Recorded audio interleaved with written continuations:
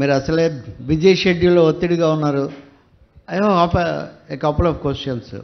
సరే, అన్నీ రొటీన్గా ఉన్నవి నేను అడగట్లేదు. సజ్జల రామకృష్ణారెడ్డి సకల రామకృష్ణారెడ్డి అవ్వటం అనేది ఎలా సంభవించింది? అసలు ఇటువంటి ఒక పాత్ర కానీ గతంలో ఉందా? మీరు సకల శాఖ మంత్రి అని కొందరు, మీరు సకల సమస్య ఛేదకులను కొందరు, సకల సమర్థన శాఖ నుండి ఉన్నారని మీరు ఏ కోణంలో చూస్తారు? భవిష్యత్తులో కూడా మీ పాత్ర ఎలా ఉంటుంది? రవి గారు, మీకు తెలుసు అవన్నీ ఏ ఉద్దేశంతో వాళ్ళు చేస్తున్నారంటే. మంచిగా సకల నేనైతే సర్టిఫికేట్ కింద తీసుకున్నా. ఓకే, బహుశా వాళ్ళకు ఎప్పుడు ఎవరో ఒక టార్గెట్ కావాలి, ఎవరో ఒకరిని ఇచ్చేయాలి. జగన్మోహన్ రెడ్డి గారిని బీలీటీలు చేయాలి. మనం సహజంగా అంటాం కదా, మీకు ఎవరో మంచి ఇది వచ్చిందంటే తందే ఉంది అదృష్టం కలిసి, లేదంటే ఎవరో పక్క నుండి ఇచ్చిపించినట్టు. అట్లా జగన్మోహన్ రెడ్డి గారు మీడియా పెట్టినప్పుడు అట్లే అన్నారు, అదండి ఆయనదే ఉంది ఇది. గవర్నమెంట్లోకి వచ్చినప్పుడు అట్లే అన్నారు. ఇప్పుడు కూడా అట్లే ఆయన క్రెడిట్ ఇవ్వడం ఎవరికి ఇష్టంలా. అందువల్ల ఎందుకు ఇవ్వడం ఇష్టం లేదంటే తట్టుకోలేక, అందువల్ల ఆ పక్కన ఈ పక్కన ఎవరు చూస్తారు. నేను కనపడుతున్నా ఎక్కడ విజయవాడలో ఎక్కువ ఉంటాను, అదొక కారణం. సో అటాక్ అంటే మీకు కూడా కొంచెం క్రెడిట్ ఇవ్వాలని. అంటే ఇలాంటి పాత్ర ఇదివరకు రాజశేఖర రెడ్డి కేవీపీ ఉన్న దానికి దీనికి కొంచెం తేడా ఉంది. పొలిటికల్ ఏమన్నా ప్రోయాక్టివ్గా ప్రతి దాన్ని చెప్పడం అంటే పర్సనల్ క్వశ్చన్తో నేను ప్రారంభిస్తున్నాను. మీరు ఇందాక జర్నలిజం గురించి కూడా మాట్లాడారు. మీరు చాలా ప్రశ్నలకు ఇచ్చిన సమాధానంలో వాళ్ళు ఒక నెరేటివ్ సృష్టిస్తున్నారు, వాళ్ళు ఒక ఫాల్స్ స్టోరీ పెడుతున్నారు. ఇది మీ సమాధానం. మీరు జర్నలిస్ట్గా, ఎడిటర్గా అనేక హోదాలు, ఇప్పుడు కూడా మీరు పెద్ద సోషల్ మీడియా సైన్యం నిర్వహిస్తున్నారు. ఆ అవకాశం మీకు కూడా ఉంది. మీడియాతో జరిగే యుద్ధాన్ని మీడియాకు పరిమితం చేయకుండా ఒక రాజకీయ యుద్ధంగా మార్చడం, ప్రమాణ స్వీకారం రోజు నుంచే ఇది ఎందుకంటే చర్చ అనేది రాజకీయ చర్చ కాస్త ఇదొక మీడియా వర్సెస్ అన్నట్టుగా మారడం మంచి జరిగిందంటున్నారా వైసీపీకి? భవిష్యత్తులో దీన్ని ఏమన్నా మీరు మారుస్తారా? మీరు రవి గారు, మీరు గమనిస్తే మీరు కూడా సీనియర్గా మీరు వస్తున్నారు. ఇక్కడ ఎక్కడొస్తుందంటే గతంలో మీరు పత్రికలు అనేవి కామెంట్ చేసేవి, న్యూస్ లాగా ఉంటే కామెంట్ చేసేవి. సరే, నిర్వచనాలు అవి చెప్పాల్సిన అవసరం ఎప్పుడు లేదు సార్, ఎప్పుడు లేదు.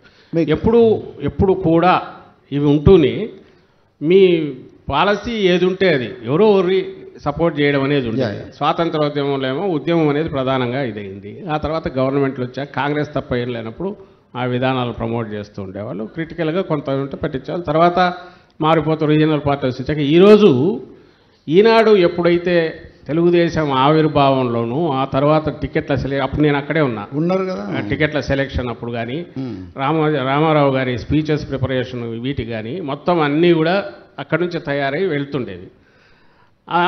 అవి జరిగిన తర్వాత రామారావుని దించడంలో, నాదెండ్ల భాస్కరరావు వచ్చినప్పుడు రామారావు మొత్తం దీన్ని ఇచ్చేయడంలో అన్నిట్లో కూడా దాని రోల్ ఉంటుంది. ఒక దశ వచ్చాక వీకెండ్ డిక్టేట్ అనేది మొదలైంది మీడియాలో. ఈ నెట్ జస్ట్ వాళ్ళ వెంబడి ఉండడం కాదు, మేమే డిక్టేట్ చేయొచ్చు, ఈనాటితో మొదలైంది. ఆ తర్వాత చాలామంది పత్రిక పెడితే చాలు నేను డిక్టేట్ చేయొచ్చు అనుకున్నారు. జగన్ పత్రిక పెట్టింది కూడా దాదాపు ఆ కోణంలోనే కదా, సాక్షి లేకపోతే ఎదుర్కోలేమని. లేదు, ఇది లేకపోతే కష్టమయ్యేది నిజానికి. ఎప్పుడు అనుకుంటుంటాం సాక్షి లేకపోతే. సాక్షి మేము పెడుతున్నప్పుడు ఆల్టర్నేటివ్ ఇంకోటి ఇప్పుడున్న పత్రికలో కావాలని ముందే మేము సర్వే చేస్తే 11,50,000 మంది పైన ఆన్సర్స్ ఎస్ అవసరం ఉంది అని అన్నారు. రకరకాల రీజన్స్, కాంగ్రెస్ వాళ్ళు ఉండొచ్చు, ఇంకోరు ఉండొచ్చు, ఒకటే వస్తుందని. ఇది దాటి ఇప్పుడు ఎట్లొచ్చిందో మీరు గమనిస్తే తెలుగుదేశం పార్టీకి సంబంధించినంత వరకు ఇంతకుముందు పత్రికల్లో ఏదైనా వస్తే మీడియా వీళ్ళు పొలిటికల్ వాళ్ళు రియాక్ట్ అయ్యేవాళ్ళు, లేదా పొలిటికల్ రియాక్ట్ అయిన దాని మీద పత్రిక ఒపీనియన్ వచ్చేది. ఇప్పుడు అన్నీ కలిసి కోఆర్డినేటెడ్గా జరుగుతున్నాయి. ఇక్కడ వస్తుంది, వాళ్ళు మాట్లాడతారు, దాన్నే కంటిన్యూ చేస్తారు, మళ్ళీ అది తీసుకొస్తారు, తిప్పి ఇది నిజమని చెప్తున్నారు. ఇప్పుడు వాళ్ళు కొన్ని మీడియాలు బహిష్కరిస్తున్నారు, మీరు కొన్ని బహిష్కరిస్తున్నారు. It's going on. ఈ వాతావరణం అయితే మారాల్సిన అవసరం ఈ రాష్ట్రంలో ఒకటి ఉంది కదా. ఐ ఫర్మ్లీ బిలీవ్ ఈ కల్చర్ పోవాలి. దీనికి ఆద్యగురు తెలుగుదేశం పార్టీ దీని నుంచి వచ్చినారు. వాళ్ళు డెమోక్రటిక్గా ఉంటే, డెమోక్రటిక్ గేమ్ ఆడితే అప్పుడు ఇవన్నీ పక్కకు పోతాయి. ఈరోజు కూడా నేను గర్వంగా చెప్తా, మీరు సాక్షిలో చూస్తే చంద్రబాబు నాయుడు అన్న మాటలు జగన్మోహన్ రెడ్డిని తిట్టాడు కొంతన్నా పెట్టకుండా అయితే మేము ఉండదు, ఒక వన్ సైడ్ అయితే ఉండదు, అక్కడ మావి కనపడవు. పెట్టమనండి, అభ్యంతరంలా. ఇగో చంద్రబాబు నాయుడు జగన్మోహన్ రెడ్డి ఇట్లా తిట్టాడు అని ఈ పక్కన పెట్టమనండి, వాళ్ళు పెట్టరు. అంటే మనం ఇద్దరం జర్నలిస్టులం కాబట్టి మీరు అంటున్నారు కాబట్టి ఆ విషయంలో ఆ రెండు పత్రికల్లో తేడా ఉంది. ఆ తేడా కూడా ఉంది. తిట్టడము, ఇవ్వడము రెండు ఒక దాంట్లో ఉన్నాయి, ఒక దాంట్లో. సరే, మీరు ఇందాక సంక్షేమం అభివృద్ధి అనే చర్చ వచ్చినప్పుడు దేశం అంటే మనుషులు అయినట్టు మనుషుల అభివృద్ధి కూడా దేశ అభివృద్ధి, దాన్ని మనం ఒప్పుకోవచ్చు. కానీ అదే సమయంలో ఉద్యోగాల కల్పననండి, పెట్టుబడులనండి, అనేక అంశాల్లో కొంత వెనకబాటు ఉంది, లేదా దాని మీద ఫోకస్ తగ్గింది అనే ఒక పర్సెప్షన్ ప్రజల్లో ఏర్పడింది. ఇప్పుడు మీరు కొంత ప్రయత్నం చేస్తున్నట్టుగా ఉన్నారు. ఈ విషయంలో కొంత ఆత్మవిమర్శ అవసరమని వైసీపీ భావిస్తుందా? మళ్ళీ వస్తే మీరు రావడానికి గట్టిగా వస్తామని నమ్ముతున్నారు కాబట్టి, లేదా ఇదే మోడల్ ఇలాగే కంటిన్యూ చేస్తారా? ఎందుకంటే ఇది రాష్ట్రంలో క్రూషియల్ క్వశ్చన్ లాగా ఉంది కాబట్టి అడుగుతున్నాను. అంటే మీరు ఉద్యోగుల గురించి, ఉద్యోగాల కల్పన అండి, పెట్టుబడులనండి, ఆర్థిక కార్యకలాపాలనండి, వాట్ ఎవర్ ఇట్ ఈస్. ఇప్పుడు జరిగింది చాలు, ఇదే స్థాయిలో జరిగితే చాలు. లేదు, ఉద్యోగాల కల్పనకు సంబంధించినంత వరకు ప్రభుత్వ ఉద్యోగాలు అనుకుంటే అది కూడా గతంలో ఎప్పుడు లేనంత ఓకే పెట్టాము. దాన్ని మీరు ఎవరు యాక్సెప్ట్ చేసినా చేయకపోయినా గ్రామీణ నిన్ననే మళ్ళీ చంద్రబాబు అంటున్నాడు 130,000 మంది ఉన్నారని. 130,000 మంది సార్ ఒక్క మాట సార్, సారీ నేను అడ్డం. చంద్రబాబు పర్సెప్షన్ అట్లా పెడదాం సార్. ప్రతిపక్షం ఎవరున్నా కానీ వాళ్ళ బాధనలు రకరకాల పద్ధతుల్లో జరుగుతాయి. పబ్లిక్ పర్సెప్షన్ గురించి నేను మాట్లాడుతున్నాను. పబ్లిక్ యాంగిల్, పబ్లిక్ను కూడా ఆన్సర్ కూడా చెప్పా. ఒక పర్సెప్షన్ ఎదుర్కోవాల్సిన బాధ్యత కూడా మీకు ఉంది. మీరు అన్న దాంట్లో ఫస్ట్ది వదిలేద్దామంటే మీరు అడిగారు కాబట్టి దానికి చెప్పాను. ఉద్యోగాల కల్పన అందరికంటే ఎక్కువ క్రియేట్ చేశాం. ఈరోజు ఆయన మెగా డిఎస్సి అంటున్నాడు. అందులో కూడా 14-19 మధ్య ఆయన చేసింది ఒక్కట్లేదు. అంతకుముందు గవర్నమెంట్ 8,000 పోస్టులు టీచర్లు రిక్రూట్ చేయడం తప్ప. రెండవది తన యాడ్ ఇచ్చింది, లాస్ట్లో ఇచ్చాడు నోటిఫికేషన్, విచ్ వీ ఫీల్డ్ 2020లో. ఇప్పుడు కూడా అంతే అయింది. మధ్యలో మేము 7,000 పోస్టులు 1998 డిఎస్సి 2008 అన్ని పరిష్కరించి వాటిని రిజాల్వ్ చేశాం. అంటే నా పాయింట్ ఏంటంటే, ఒకవేళ అవి కాకపోతే కొత్త వాళ్ళని తీసుకునేవాళ్ళం. ఆ రకంగా చూసినా జగన్మోహన్ రెడ్డి గారు ఎక్కువ మందిని తీసుకున్నారు. ఫస్ట్ థింగ్ అది కొట్టేసేయండి. ఇంకా రెండో పార్టీ నిజంగా మంచి క్వశ్చన్ మీరు అడిగింది. మీరు ఇక్కడికే కన్ఫైన్ అవుతారా, ఇంకా ఫ్యూచర్ మీ విజన్ ఎట్లుంది అని. కన్ఫైన్ కావడం అంటే రూరల్ ఇది. ఇప్పుడు ఇండివిజువల్స్ వాళ్ళు సెల్ఫ్ సస్టైనబుల్ దీంట్లోకి పోవడము, చిన్న చిన్న వ్యాపారాలు పెట్టుకోవడం, వాటిని మేము ఎంకరేజ్ చేయడం, దానివల్ల ఎకానమీ మొత్తంగా పెరిగింది. ఒకటి పేరు. దీంతోపాటు వైజాగ్ కోస్టల్ బెల్ట్ ఏదైతే ఉందో మనం కోస్ట్ లైన్, దీనికి సంబంధించిన అయితే థ్రస్ట్ ఏరియా కింద అనుకుంటున్నాం. ఇది మనకున్న గుజరాత్ తర్వాత మనం పెద్ద డెవలప్ కావడానికి అవకాశం ఉన్న ఏరియా. అందుకే పోర్ట్స్ అగ్రెసివ్గా కన్స్ట్రక్షన్లో ఉన్నాయి. రామాయపట్నం పూర్తిగా వస్తుంది. అంతకుముందు మొత్తం వచ్చి 3 ఉంటే ఇప్పుడు 4 మళ్ళీ యాడ్ అవుతున్నాయి దానికి. ఇది దీని బేస్డ్ ఎకానమీ నెక్స్ట్ 5 ఇయర్స్లో మీకు కనిపిస్తుంది. అంటే సజ్జల్ గారు, మీ సమయం కూడా సేవ్ చేయడం కోసం హైటెక్ మోడల్, వెల్ఫేర్ మోడల్ రెండింటితో ఇప్పటివరకు బేసిక్గా ఒక ఐకానిక్గా చెప్పాలంటే, ఈ వెల్ఫేర్ మోడల్కు మీరు వాల్యూ అడిషన్ భవిష్యత్తులో మీ ప్రణాళికలో అటువంటిది ఏదైనా మీరు చెప్పబోతున్నారా, ఆలోచిస్తున్నారా? ఉద్యోగాల కల్పన అంటే ఆర్థిక కార్యకలాపాలు, యాక్చువల్గా ఉపాధి, ఉద్యోగమైన కాకుండా మీరు ఈ విషయంలో ఒక మార్పు కొంత అవసరం, మెరుగుదల అవసరం అనే అభిప్రాయం వైసీపీకి ఉందా? ఖచ్చితంగా ఉంది. దానికి సంబంధించి ఇప్పుడు నేను అంటున్నవి, ఇప్పుడు ఒక పక్క ఏదైతే పోర్ట్స్ వస్తున్నాయో, port based economy, Vizag growth డ్రైవర్గా ఉంటుంది. టూరిజంకు బాగా స్కోప్ ఉంది మనకు కోస్ట్ లైన్కి సంబంధించి. ఇది కాక ఈ రూరల్ ఎకానమీ బాగా ఇంకా థ్రైవ్ కావడానికి అనుకూలంగా ఏమేమి ఉన్నాయో అవి టేకప్ చేయాలనే ఆలోచన ఉంది. ఇప్పుడు వచ్చింది పునాదులు మాత్రమే. దీని మీద సూపర్ స్ట్రక్చర్ బ్రహ్మాండంగా వస్తుంది. 29కి అది విజిబుల్గా వస్తుందని అనుకుంటున్నాం. అన్ని సెక్టర్స్లో నైపుణ్యాభివృద్ధికి పెద్దపీట వేస్తున్నాం. యూనివర్సిటీ పెడుతున్నాం. స్కిల్ హబ్స్ ఆల్రెడీ ఆపరేషన్లోకి వచ్చాయి. కాలేజెస్ వీ కుడంట్ ఈ పీరియడ్లో ఇంప్రూవ్ ది మోడల్. అంటే ఇప్పుడు విజయవాడలో మనం చర్చిస్తున్నప్పుడు అమరావతి రాజధాని తప్పకుండా వస్తుంది. సతీష్ అడిగారు, మీరు కూడా చాలా విషయాలు చెప్పారు.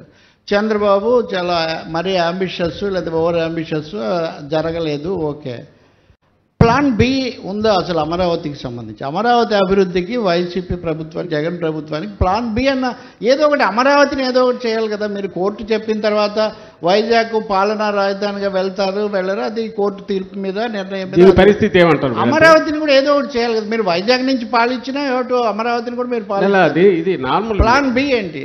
ఇప్పుడు మీరు గమనిస్తే ఏదైనా డెవలప్మెంట్ అనేది మేము వచ్చినాకనే ఈ ఏరియాలో కూడా జరుగుతుంది.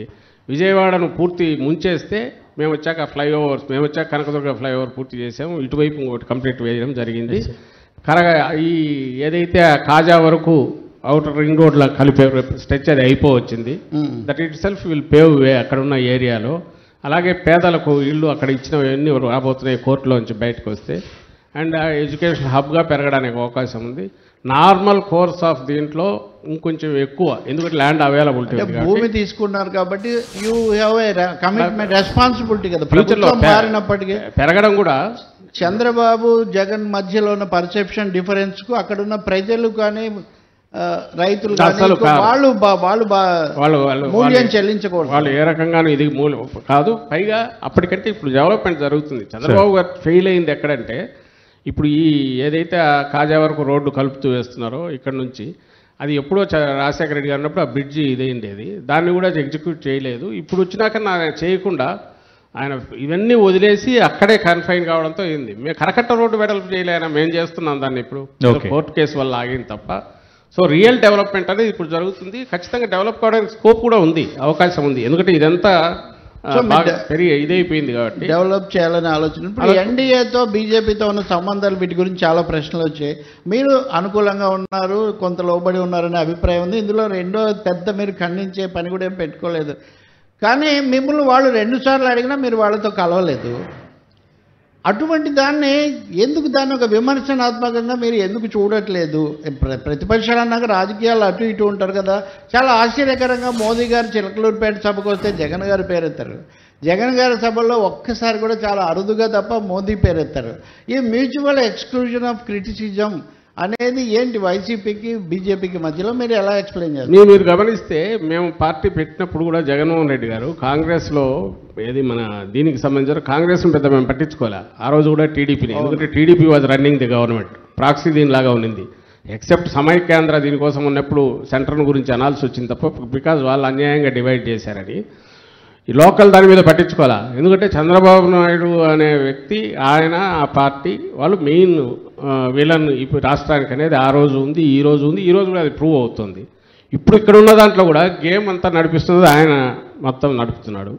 ఒక వ్యక్తి ఏ రకంగా స్టేట్ను అభివృద్ధి చేయగలడో, కొత్త రిఫార్మ్స్ తీసుకురాగలడు అనేది రాజశేఖర రెడ్డి గారు, జగన్మోహన్ రెడ్డి గారు పాజిటివ్ సైడ్ వీళ్ళు కనపడితే, ఒక్క వ్యక్తి రాష్ట్రాన్ని ఎట్లా నాశనం చేయగలడు, అందరినీ ఇచ్చేయగలడు తన ఒక్కడి స్వార్థం కోసం అని ఎవరన్నా ఉంటే దానికి చంద్రబాబు నాయుడు గారిని చూపొచ్చు. కాబట్టి మాది ఎంతసేపు ఉన్నా ఇప్పుడు ఈరోజు ఆడిస్తున్నది ఎవరు స్టేట్లో? బీజేపీని, అంత మైటీ బీజేపీని చంద్రబాబు నాయుడు. చంద్రబాబు నాయుడు బీజేపీని ఆడిస్తున్నాడు లేదా తన ఆడిస్తున్నాడు? తను ఆడుతున్నాడు. దేనికి? వాళ్ళ కేసులు, తన కేసులకు సంబంధించి దీన్ని చూసుకుంటున్నాడు. ఇక్కడైతే స్టేట్ ఆరోపణ వాళ్ళు వైసీపీ మీద చేస్తారు, జగన్ మీద చేస్తారు. చేయొచ్చు ఖచ్చితంగా. మీరు అడుగుతున్నారు కాబట్టి చెప్తున్నా. మాకు సంబంధించినంత వరకు ఇక్కడ ఎందుకు దాని గురించి రాలేదంటే, స్టేట్ గవర్నమెంట్లో ఉన్నాం, we need all the support from centre కావాల్సింది. ఎందుకు అనవసరంగా పోయి గొడవ ఎందుకు పెట్టుకుంటాం? ఐ డోంట్ థింక్ కేరళలో మన కమ్యూనిస్ట్ వాళ్ళు కూడా 14 సంవత్సరాలు గొడవ పెట్టుకుంటాను అనుకోను. గొడవ అనవసరంగా గొడవ కాదు, ప్రత్యేక హోదా. ఉదాహరణకు మీరు ఇందాక అన్నారు యుద్ధం చేయలేం కదా అని. మెడలు వంచడం అనే పదం ఖచ్చితంగా యుద్ధానికి సంబంధించిందే. 22 మాకు 25 స్థానాలు ఇస్తే మెడల్ వంచుతామన్నది. నేను ఈ ప్రశ్న ఎందుకు వేస్తున్నా అంటే, చాలా సందర్భాల్లో మనం మామూలుగా మీడియాలో ఎదురుగా ఎవరుంటే వాళ్ళను డైరెక్ట్ చేసే ప్రశ్నలు మనం వేస్తూ ఉంటాం. ఇప్పుడు మీ సభలో నేను చంద్రబాబుని అడగాల్సిన ప్రశ్నలు నేను అడగను సహజంగా. కాబట్టి ఈ ప్రశ్న వేస్తున్నాను, మెడల్ వంచుతామన్న వాళ్ళు ఎందుకు దాన్ని ఎందుకు చేయలేదు అనేది ఒక ప్రశ్న ఒకటి ఉంది. రేపు రాబోయే ప్రణాళికలో అయినా మీరు హోదా అనేది ఒక ప్రధానమైన ఫోకస్ అంశంగా మీరు ఉంచుతారా? 10 ఏళ్ల విభజన గడువు అయిపోతుంది అన్న సందేహాలు కూడా ప్రజల్లో బలంగా ఉన్నాయి. ఇది కూడా ఒకటి అడ్రస్ చేయాలి. ఇప్పుడు ఖచ్చితంగా చేయాలి. మీరు అన్నది కరెక్ట్. మెడలు వంచగలగడం ప్రాక్టికల్గా సాధ్యమా? అక్కడ అంత మెజారిటీ ఉన్న దశలో ఎప్పుడైతే సెంటర్ ఎప్పుడు డిపెండ్ అవుతుంది, అక్కడ ఉండే పార్టీ, రూలింగ్ పార్టీ వాళ్లకు అవసరమైనప్పుడు డిపెండ్ అవుతుంది. అవసరమైనప్పుడు డిపెండ్ అయినప్పుడే మనం ఏదైనా చేసుకోగలం తప్ప అంతకుమించి పార్లమెంట్లో రైజ్ చేయొచ్చు, ఇంకో ప్రాసెస్ ఎక్కడ చేయొచ్చు, అంతకుమించి పోయే పరిస్థితి లేదు. That's the reality.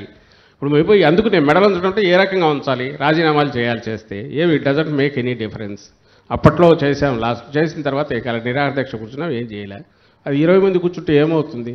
వాళ్ళ మాట వాళ్ళు మాట్లాడతారు. సో ఇప్పుడు హోదా అనేది ప్రైమ్ కన్సర్న్ గా ఉంటుందా ఉండదా? ఉంది, ప్రైమ్ కన్సర్న్ ఉంటుంది. We firmly hope and also we estimate ఖచ్చితంగా ఎప్పుడో టైం వస్తుంది.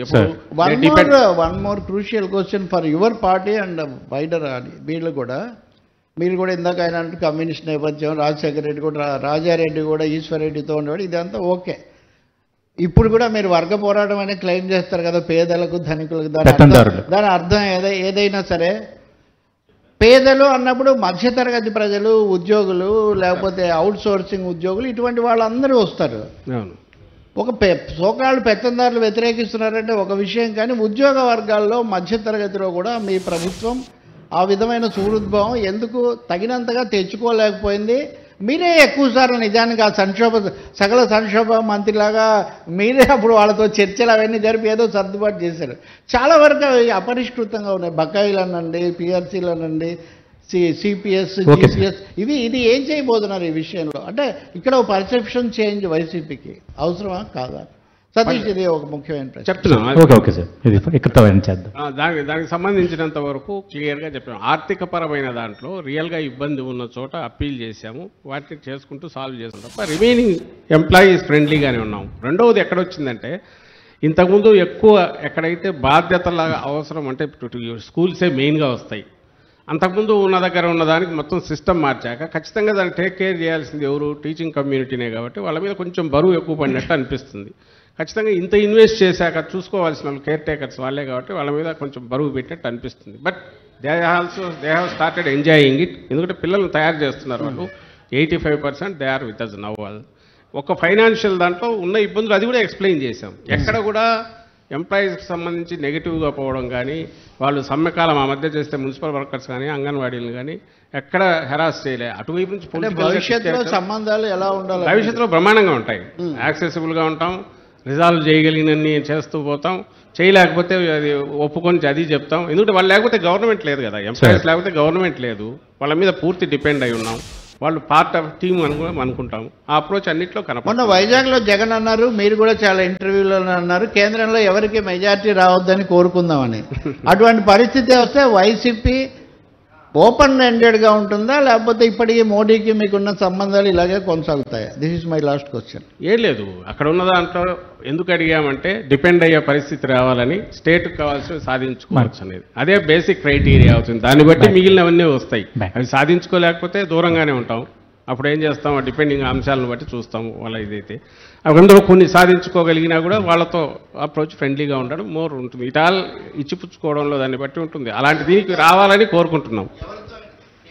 కేంద్రంలో ఎవరున్నా కూడా after all that will have a character, political character party పరంగా ఉంటుంది. అడ్మినిస్ట్రేటివ్ ఇది గవర్నమెంట్ ఉంటుంది. గవర్నమెంట్ దాంట్లో మా ఇన్ఫ్లుయెన్స్ ఉపయోగపడితే పూర్తి ఫుల్లెస్ట్ ఎక్స్టెంట్ ఉపయోగించుకున్నాం. నాట్ జగన్మోహన్ రెడ్డి గారి కోసం మా కోసమో కాదు, స్టేట్ కోసం ఉపయోగిస్తాం.